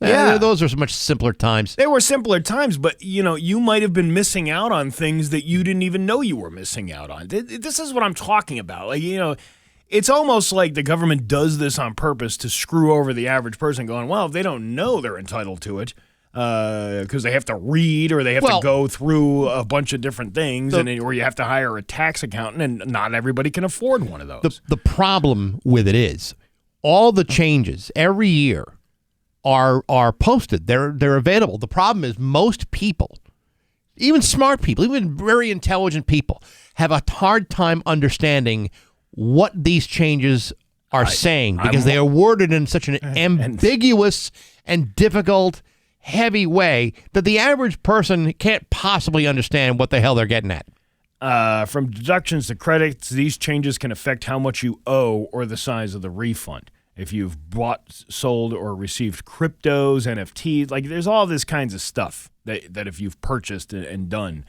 A lesser-known but potentially impactful change outlined on the IRS notice involves a new type of retirement savings vehicle for children with valid Social Security numbers. These accounts can receive a one-time government contribution of $1,000 for eligible kids born between January 1st of 2025 and December 31st of 2028. What about all the other kids? I don't know. See, this is what I'm getting at. It's this governmental. They're just throwing it out there, going, "Yeah, you know what? There's some rebates in there. You got to go fight them." This is actually the first year that I will be filing that I will not be claiming a single child. Well, yeah. So it's like I don't even know what I'm facing, and it's frightening to be quite honest. Probably with a you. big old fat IRS shaft know, is what you're going to do. And the probably. IRS advises filers to familiarize themselves with their IRS individual online accounts. I'm thinking of adopting some small children between now and April 15th. I don't know. Hey, Just to get the tax deal. I'm reading about this. There's no tax on tips and overtime. Yeah. I read that part. You know how hard it is to get that credit? Oh, I'm sure it's really hard. Because it does. So they were explaining it as out to overtime is time and a half. So whether you work 40 hours and you don't get a time and a half until after the 40 hours, some people get it after the 8 hours, depending on who you work for and what system they have set up. Sure. You are only getting a break on that half hour. You're not the time and a half. You're only getting The half. after a certain level of income. So, this is, again, one of these things that they sell to people going, this is going to be great. No tax on overtime, until you read the fine print going, you know what kind of overtime you got to put in order for it to be beneficial to you? A lot. A lot of overtime. So it's just like, ugh. It's 7:58 with Bax and Nagle and Rock 102. It's Classic Rock. It's 8:11 and Fleetwood Mac with Bax and Nagle and Rock 102. It's going to be rainy today with a high of 39. Tomorrow, sunny with a high of 44. It is 32 right now in downtown Springfield. Tomorrow on the show, you won't be here, but Marty will be filling in for a couple of days. Also, Scott Zolak tomorrow. We talking about some Patriot football tomorrow with Scott Zolak, brought to you by Window World of Western Mass. Oh, well, we have Marty here. It'll be an actual football conversation. It might be an actual football conversation. No sweet and low talk tomorrow. Yeah, we won't need it. You know what I got at a thrift store? One of those things that shoots dollar bills out. You ever see those? They're little guns. Oh yeah, And you pull the trigger. I put sweet and low packets in it over the weekend. I was shooting those things all over the place. I tell you what, I still would love to get my hands on a Rock 102 T-shirt cannon. When we were playing them T-shirt cannons in the Mayflower Marathon Thunderbirds game, and those, these things, these are pressure built T-shirt cannons. I can think of all kinds of great uses for that stuff. Yeah, I don't know if we'll be able to afford one. It's too bad because it was, that was a lot of fun. Well, right after we get a producer, we will get the T-shirt cannon. Yeah, that's right. Yeah. That's right. A Kentucky man, he get to know you, is facing felony charges after police say he attended the birth of his child, then allegedly fled the hospital parking lot in the baby mother's car, leaving her stranded just hours after delivery. So the delivery happens, and he says, I'm going to go to the store, get some cigarettes, and he never comes back. That's right. 37-year-old Christopher Millette was arrested Saturday night following an investigation into the reported theft at the Pikeville Medical Center. According to local authorities and court records, police say Millette went to the hospital to witness the birth but was not permitted inside due to visitation policies. Visitation policies of the hospital? The child's mother, identified by officers as his ex-girlfriend, reportedly allowed him to sit in her vehicle to stay warm while she remained inside the hospital, I guess. So they were already broken up. Yeah, and she probably had somebody, or she probably had like her mother or her sister, somebody else that was in the room with her to deliver the baby. You can choose whoever you want, but you can only have so many people. Well, especially with all the doctors and nurses around. I mean, when the relationship has no longer got the same spark that it once had, and you've moved on. I mean, I can see maybe you don't want your ex in the delivery room. Yeah, right. Maybe it's awkward, but on the other hand, in the throes of a pregnancy, of a live birth, maybe you're not really thinking about who's else in the room. Right. That's kind of what happened here, I think. Yeah. Right? Let's see. After the birth, Millette allegedly returned to the car while the mother stayed behind at the medical center. When staff later expected him to come back inside, he was nowhere to be found. The woman soon discovered her vehicle was missing and then contacted police. Investigators reviewed security footage, according to the local newspaper down there in Kentucky, which allegedly shows Millette initially entering the passenger side of the car. He was then seen exiting the vehicle, moving to the driver's seat, and then driving away from the hospital. The mother told officers she attempted to contact Millette by phone. He allegedly answered, but told her it was none of her business where the vehicle was before hanging up. Authorities then later located Millette 45 minutes away, where he was taken into custody without incident. Police say he was driving the woman's car at the time of the arrest. He's been charged with auto theft and receiving stolen property. Court records and reporting by the newspaper indicate Millette has a prior arrest history that includes possession of methamphetamine, possession of marijuana, possession of drug paraphernalia, traffic-related offenses, and a failure to appear in court. However, that was not any of the charges that he faced that day. Right. He only faced charges of auto theft. But, of course, he's going to make a wonderful father. You know, the fact that he showed up says a lot about his character. You're right. So many dads just don't want to take part in the in the birth or the raising of a child. I think too many people are a little too quick to make snap judgments about somebody who can't watch the birth of his child and says, well, you know what? I'm going out for a drive 45 minutes away. It's a good point, Steve. You know, it's nice when dads are involved. Yeah, we don't give enough credit to these people that really try hard. I mean, think of all those other interests. Yeah. You know, there's the methamphetamines, the drugs of other kinds. There's the theft. He's in a lot of different things. Yeah. But yet, he was there when it mattered. He was in that parking lot. That's what I'm saying. See, What? I'm glad you're seeing the value in this. Not his fault he wasn't allowed in the delivery room. Hey, listen, if I'm not going to be able to see the birth of my kid, I'm going for a joyride in the afternoon. How many ice chips can you have? My ex-girlfriend's got some pretty sweet wheels. I'm going to take this thing out for a spin. Yeah, rotate these tires. See how fast this thing can go out on the interstate. Yeah. I may have stolen the car, but at least I installed the child seat properly. Well, he had somebody help. Do you think the police helped him with that when they arrested him? Yeah, hey, listen, man, we were going to give you a citation for the bad child's car seat, but we'll put it in for you because we're experts on that. Yeah, but the rear-facing car seat couldn't have been installed any better than this. Right. Also in the news, an Italian man is taking legal action against a restaurant after a TikTok video unexpectedly revealed his alleged extramarital affair and helped end his marriage.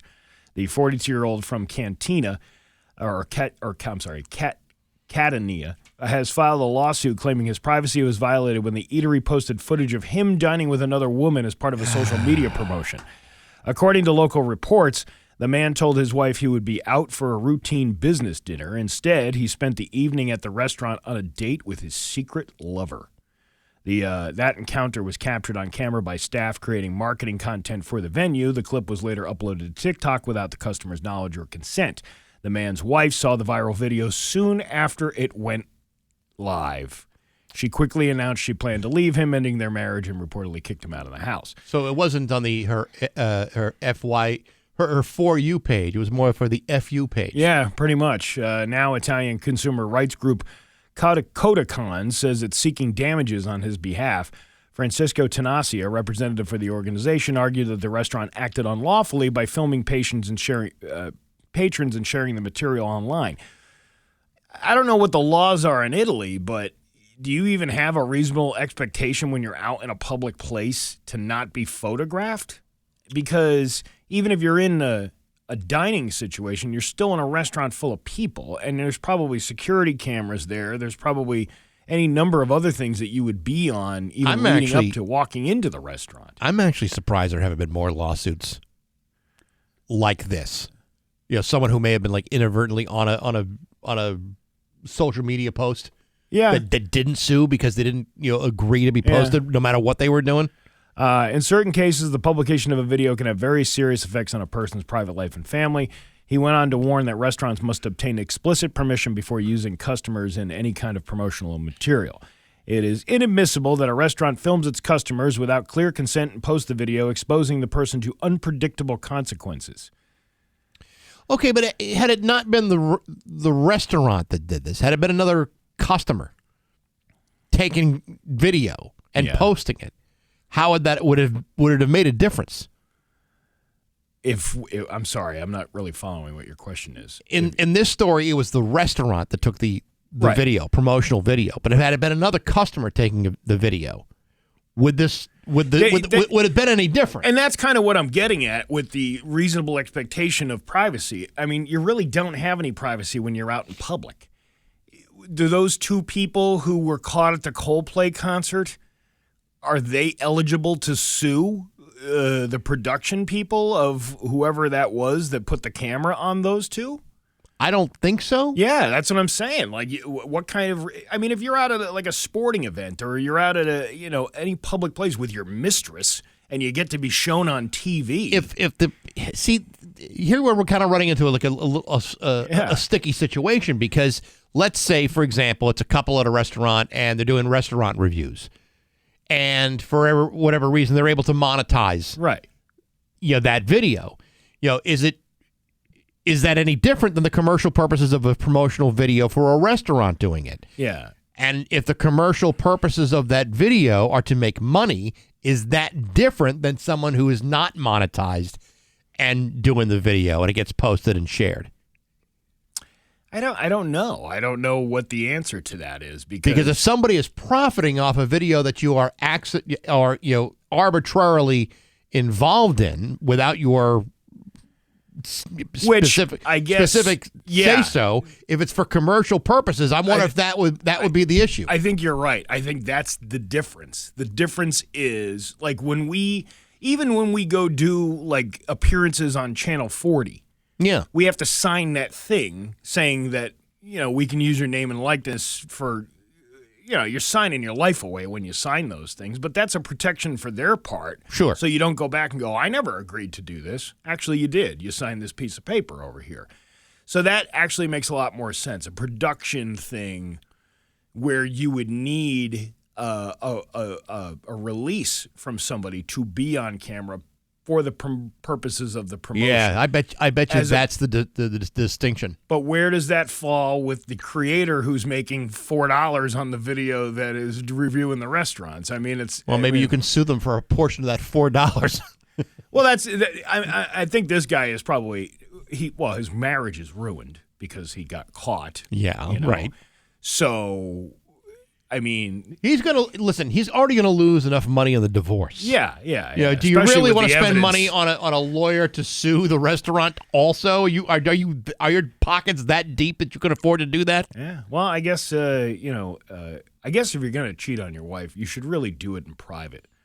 I saw one yesterday with this lady. She was confronting a lady in a Best Western because she tracked the husband to the hotel. Right.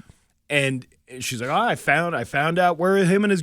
I guess this lady had been following them for a while, or at least her suspicions.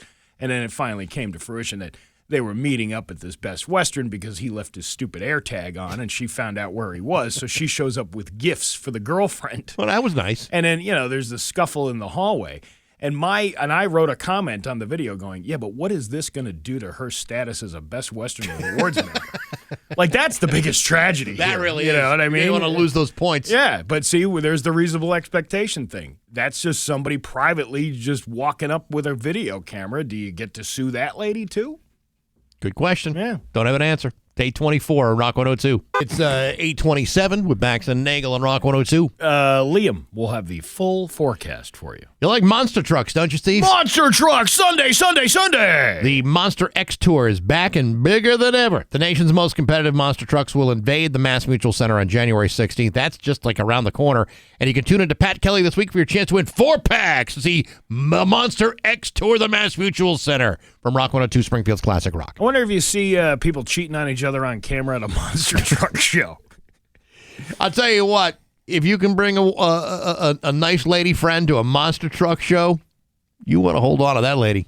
Well, that's what I mean. There's probably more wholesome family activity going on at the monster truck show than there would be at a fancy Italian restaurant. Yeah, I mean, it's not exactly the most discreet place for like a clandestine, tawdry affair to take a nice young lady to a monster truck show. Listen. But if that's what she's into, that's what she's into. I don't know, babe. The smell of exhaust makes me horny. No ventilation? Nothing? You want to see me crush a bunch of cars? That gets me so hot. Not to make myself out like a makeout master, but I just happened to win a 4-pack of tickets to a monster truck show with Pat Kelly. Makes you horny, doesn't it? Oh, Clyde, you're so hot. Yeah, I got a Bigfoot for you, too. Why don't you sit in my lap while we watch these monster trucks climb all over each other? Let's put the ass in Mass Mutual Center tonight. What do you say? You got a little junk in the trunk in your monster truck? It's 8:29 at Rock 102. Here's your Western 8:31 with Bax and Nagle on Rock 102. It's time for news brought to you by Aquapump, an expert in all water supply systems from the well to the pump and into the house. There's local radio icon Steve Nagle. Thanks, Bax. Breaking news, Warner Brothers rejected Paramount's latest takeover bid and told shareholders to stick with a rival offer from Netflix. So what is that going to mean for me personally? I don't know. Warner's leadership has repeatedly rebuffed. Rebuffed. Is it rebuffed? It's rebuffed. Yeah, but I think I say rebuffed. That sounds a little... Skydance owned Paramount's overtures and urged shareholders just weeks ago to back its sale of the streaming and studio business to Netflix for $72 billion. Paramount, meanwhile, has sweetened its $77.9 billion offer for the entire company and gone straight to the shareholders with a hostile bid. Warner Brothers Discovery said Wednesday that its board determined Paramount's offer is not in the best interest of the company or its shareholders. It again recommended shareholders support the Netflix deal. Now, hey, listen, no matter which one they go with, your membership is going to increase on whatever platform they decide to take over. I don't think I'm paying quite enough for all the services I'm subscribed to. I just canceled. What was I doing? I was peacocking it for $4.99 a month. You've now removed your Peacock? I was. That's where I was watching Chips. Was on Peacock. On Peacock. Yeah. Now I'm done with the chips. I don't need the chips. I can just get rid of the chips. I actually watched something on Tubi the other day, which is a free service. Well, it's not really free because you have to have Amazon in order to get Tubi. Well, it's free-ish. Can you watch Tubi like on the web? Can you just go on if you have a login? Can you do that? Probably. Or is it free only with Amazon? That's a good question. I don't rightfully know, but I've never watched anything on Tubi before. I did, but for whatever reason I did, and wow, look at that. Speaking of Amazon, Tubi. Well, isn't that where the Super Bowl is going to be played this year? I don't know. On Tubi? Well, last year it was. It was offered for free on Tubi. Yeah, I don't even know. All right. Don't recall. A Hartford man was sentenced on Tuesday for defrauding Amazon through a fraudulent employee reward scheme. What'd he do? 45-year-old Terrell Kimball of Hartford was employed by Amazon as a regional fleet specialist and an area manager based in Connecticut. Amazon operated an employee reward program called Peak, administered through a procurement portal called Coupa.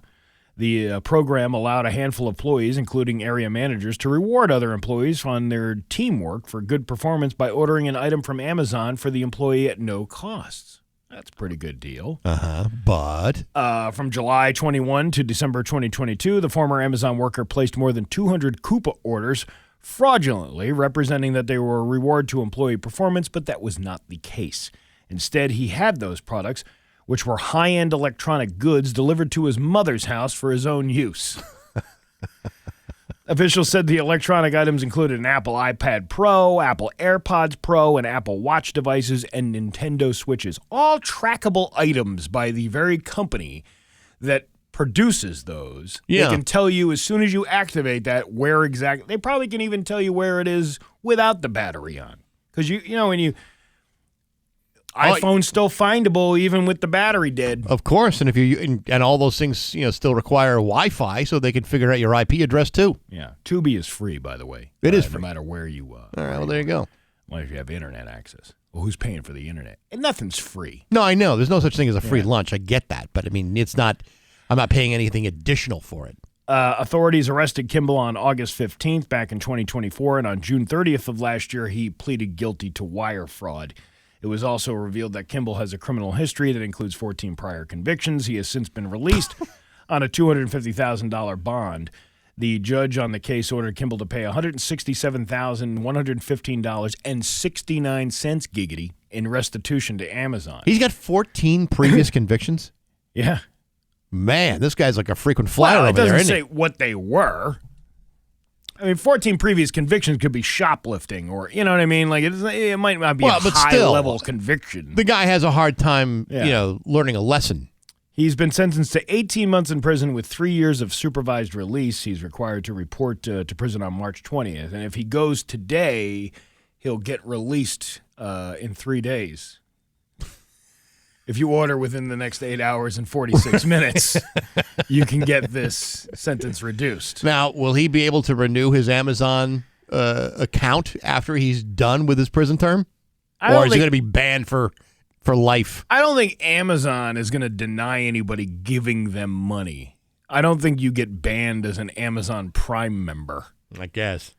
It's not like that lady I was just talking about who probably got kicked out of the Best Western Rewards program because she was banging some other lady's husband. She got caught on a TikTok video. That really can be detrimental to one's rewards memberships at any number of Marriott Bonvoy, I know. Hilton Honors. Marriott owns a lot of different properties. Yeah. She'd be a Hilton dishonor if she had done that in a Hilton.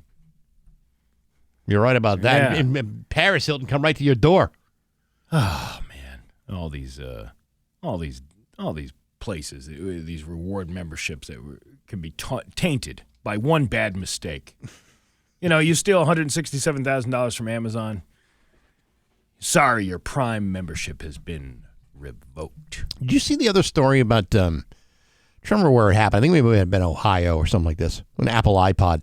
Someone's working at at some restaurant. May have been like a McDonald's or something like that. One of their AirPods falls into the deep fryer. Yeah.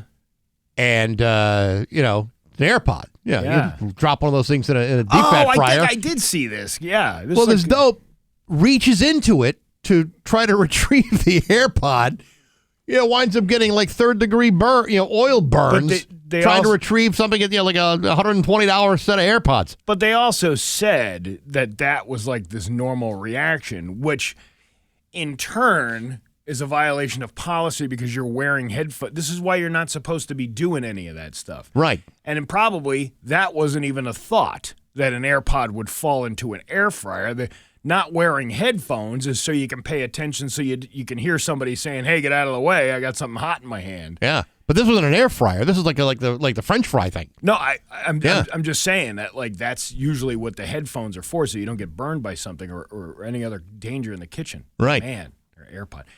Well, you know what? Those are expensive. They're expensive, but so is skin grafts from a hospital. What about the next person that got that order of wings or fries from the deep fryer? This tastes. You can put apple in this? These fries are particularly crunchy. Yeah, these are a little stale, but with a plasticky taste to it. Why am I hearing Taylor Swift in the background while I chew? Why is my throat glowing? I have a lithium-ion battery in my larynx. These fries need to be recharged. Yeah. I guess I'm just looking for other news here I'm already on vacation as far as I'm concerned. I know you're like 1 foot out the door. I can't blame you. Up here, I'm already gone. Sure you are. Yeah, and I'm just trying to get through, these things. What about this dumping a body across state lines? There's all these kinds of bad stuff. Former school bus aide pleads guilty to assaulting 3 students with autism. Beloved teacher dies after home intruder assaulted her while she was on the phone with 911. Father shot and killed in Target parking lot over argument over parking spot. Family says goodbye to dying dog with end-of-life photo shoot. And Metro's movie 12 in theater in Middletown closes after 27 years. You don't say. That's a horrible story. That's the worst story yet. Yeah, the worst ones I've read the headlines from.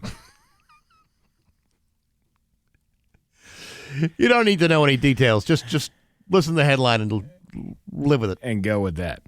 Let's see. We already talked about the Holyoke counselor with the OUI charge, and he said a bunch of things he shouldn't have said. And I don't know, man. I don't have anything else for you. Do you want me to end this nonsense? You don't have to just keep doing news just because you have to. Well, you want to bag out early, Steve? You do it. Well, I can't bag out early. Who's going to do that show close at 9:55? I'm just talking about news. I mean, we could always find a way. Yeah. I don't know. Hey, you like bluefin tuna, don't you? Sure do. The most expensive one, a large bluefin tuna made waves at Tokyo's Tohosu Fish Market on Monday morning, fetching a record 510 million yen, which is $3.2 million. In the market's first auction of the year, the winning bid for the 243-kilogram fish came from Kayamura Corporation, the operator of the popular sushi chain Sushi Zamai, which has outlets across the country and abroad. The first ton of the year brings good luck, says Kayushi Kimura, the company's president and prominent figure at the annual New Year's auction. $3.2 million. But again, though, it's bluefin tuna, and depending on the quality of the meat, yeah, I mean, those things can fetch a fortune. Kimura, who has been dubbed the Tuna King, is known for bidding high for bluefin tuna at New Year's auctions. The entrepreneur told reporters after the auction that he was surprised by the price. Yeah, really. I bet. He made 56.5 million yen for a bluefin tuna in 2012 and 155 million yen in 2013, setting record prices at that time. Now here's even the bigger price for 510 million yen. He also bought one in 2019 for $2.1 million. Meanwhile, chicken of the sea, $2 a can. You know, I talked to you about Bargain Barry yesterday. Yes. In Bargain Barry, where Barry Krieger goes to the grocery store and tells me prices on things. Mm-hmm. He also had me on a group text with another friend of mine who she was expressing her disdain for cotton candy grapes. Oh, Because yeah, the yeah. cotton candy grapes are kind of like modified, and they're, Right. But what isn't modified anymore? But these particular ones are, they taste like cotton candy. So then I guess her and Barry must have had a discussion about this at some point. And for some reason, I'm included on the group text. And he sends a picture of the cotton candy grapes. Right. Talking about what a great deal. Well, I don't know if he said it was a great deal. He said maybe he was questioning whether or not it was a great deal. But he said they do, in fact, taste like cotton candy, but I'm not buying them. Now, in fairness, he's crazy about cotton candy. But he also would indicate in that message that he did, in fact, steal some of those cotton candy grapes in order for to taste them. Are you allowed to do that? I have seen that done, where Yes. people will like take a grape or a berry or something and sample it before buying it. I have taken a piece of lunch meat that the deli person has sliced because they offered it to me. Would you like to try the slice? They give Is you this slice thin enough for you? Is this thin enough for you? Here, you can have this. Right. I guess there's a certain amount of waste, but do they do that with the grapes? I don't know. All I know is if I know that someone's hands have been all over the grapes I'm about to buy, I'm not going to be too you're happy supposed about to that. wash all your stuff anyway. Yeah, but I don't I could. What am I doing? Like, am I soaking everything in like soapy hot water? No, I'm probably just rinsing it lightly with some cold water. You don't wash your fruit with bleach like I do? I can't believe No, that you don't do that. not with bleach. Well, how are you supposed to sterilize all those people touching it? Wherever it comes from, you got handlers handling it there. It goes into a box. No, it's probably got see- spiders all over it. It comes to the United States. And then other guys picking it out of a bin, throwing it in there. Bleach is toxic, Steve. Yeah. I use Lysol. Okay, Lysol. All right. At least you're doing something to do for a precautionary measure in order to keep the fruit. Yeah, I mean, what do you think I am? Crazy? Yeah. Hey, look at the time. It's time to go now. Like a Liberian tanker, we just limp that into port. That's it, right. Steve. Your Pioneer Valley forecast today is going to be cloudy with some rain showers and a high of 39. Tomorrow, sunny with a high of 44. It's 32 in downtown Springfield. I'm Steve Nagle, and that's the news on Rock 102. Oh, yeah. And Rock 102, Springfield's classic rock. Let's see. Like I said, I'll be out until Tuesday. Marty will be filling in Yeah. as a guest host tomorrow, Friday, and Monday. I'm going to pretend I didn't hear that. I know, but that's the plan. And Scott Zolak will be joining us tomorrow. So we're talking about Patriot football, and because it's postseason time, and so a good day to be talking to Scott Zolak. If anybody's been to Buffalo, send me a tip on the Route 10 Tire listener line at 293-1021 and tell me where are the best place to get the best buffalo wings in Buffalo, and not the Anchor Bar, because from by all accounts that was just the first place to do it. Where is the best ones? Because I'm going to go to a bunch of them. I got plenty of time to kill. Yeah. Oh no, you got lots of time to Yeah. kill. I mean, you got like you're working for 10 minutes, but you got like 23 and a half hours, 23.5 hours to fill. Right. But I mean, yeah, you got to sample. You got to compare and contrast. I'm going to go to several places. I'll get 6. You get 6 at one place and then go to another place and get 6. I'm not going to eat dozens of wings. No. At once. No. Not in one day. No. So if you have any tips on where in Buffalo to get actual good buffalo wings other than the Anchor Bar. Yeah. So what are you going to do with the other 20 hours? I go to Niagara Falls. Niagara Falls. Yeah. Okay, and then what are you going to do with the other 19 and a half hours? I'm going to go to Seneca, New York, to watch the women's suffrage monument. See that? There you go. Yeah. Isn't there like the Boxing Hall of Fame up in upstate too? That's Canastota. Canastota. Yeah. You're going to be driving through it, right? Yeah, I'll drive. I could stop there. Yeah, There's right. also the Turning Stone Casino. There's that too. There's, let's see, the Herkimer Diamonds. I could go do that. I mean, you're kind of going the wrong direction, but Well, I got to on tell the you, way. the Corning Museum up in Corning is really quite impressive. That's too far south. Yeah, I know. It's a little bit of a haul, but I mean, you're not that far from Cooperstown, I suppose. But I could. No. You see, you have no. How's your geography? Terrible. I was gonna say you're going. Well, you got like a whole day ahead of you. That's what I'm saying. You get lots and lots of time. Cooperstown, I would hit first. Okay. All right. Then go to Herkimer, which is not too far from there. Mm-hmm. Then Kanajahari, New York. That's where the Okay. old beech nut factory was. You remember the beech nut chewing gum? No kidding. They used to make the beech nut chew and the food and The all baby food there? and all that Really? stuff there too. Yeah. Man, I would love to see them make that strained meat. Yeah, they don't make it any there anymore. They don't? The whole place is closed up, and it's other. The buildings are other business. They outsourced the beech nuts. Well, where's your beech nut come from? D's beech nuts. These beech nuts. There you go. And then let's see what else is up there. I can go see the Erie Sea Anal up there. It's pronounced canal, Steve. Yeah, you spent too much time in the Midwest. It's No, sea anal it's around here. canal. Are you sure? Yeah, I'm positive. All around the world, people call it a canal. And then, or El Canal. and then All depends on where you're. Or La Canal. All depends on what foreign country you're from. I can stop and see the Cardiff Giant in Lafayette, New York. That was Wow. like an old giant statue that had been buried, and then somebody unearthed it like 30 years ago. And was like, "Wow, look, we got this giant living under the ground." Wow. Yeah. Hey, you go see the Saint Marie among the Iroquois in Syracuse. Oh, there you go. That Yeah. does sound good. Well, I was in Syracuse. That's You like gotta- that's like their version of the old Deerfield or old Sturbridge. Now, the whole Niagara area is one big giant tourist trap. I mean, you're going to be able to take like the Maid of the Mist, or is that off season right now? First of all, I don't think I would necessarily get in a boat in these temperatures. Like, to me, that's underneath not. an active waterfall. They don't even go under the waterfall. They go near it. The boat can only go to a certain point where it would get wrapped up underneath the waterfall. Listen, you could freeze in that water in July. Yeah, you could, but that's what I'm saying. I don't want to be out there with the icicles. Yeah. all over your face. The Maid of the Mist.